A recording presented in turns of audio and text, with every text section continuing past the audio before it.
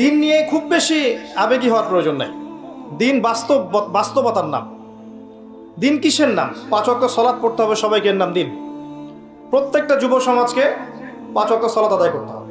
আমাদের যুবক ভাইরা যারা আছেন এখানে, মহিলারা যারা আছেন, বৃদ্ধরা যারা আছেন, আগে সালাত, এরও আগে আছে তাওহীদ কালিমা, এর নাম দিন। সুন্নত, বেদাতি আমল না করে সুন্নতে থাকা, এর নাম দিন। রিজিক খাবো হালাল, এর নাম দিন। প্রত্যেক দিনের রাসূলের সুন্নত যেগুলো আছে 24 ঘন্টা, এটা আদায় করতে হবে, এর নাম দিন। ইবাদতের জীবনে আপনি পাক্কা মুসল্লি থাকবেন, আর অর্থনৈতিক জীবনে গিয়ে পাক্কা সুদখোর হবেন, এর নাম দিন নয়।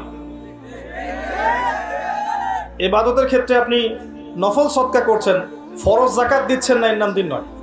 আপনি যখন পরিবারের সন্তানকে মানুষ করছেন, ছোটবেলা থেকে দ্বীনি জ্ঞান শিক্ষা দিচ্ছেন না, সে তো আল্লাহকে চিনছে না, আল্লাহর আযাবকে ভয় করছে না, জাহান্নামকে ভয় করছে না। আপনি দুনিয়াবী জ্ঞান শেখানোর জন্য যা ইয়াত্তা নাই আপনি করছেন পরিবারের জন্য, টাকা পয়সা খরচ করছেন, 10টা কোচিং দিচ্ছেন, প্রাইভেট দিচ্ছেন। বাবা তুমি নামাজ পড়ো আর না পড়ো, তোমাকে চান্স পাইতেই হবে। আপনার থটসটা এমন, এটা আপনার থটসের কারণেই ছেলের এই পরিণাম।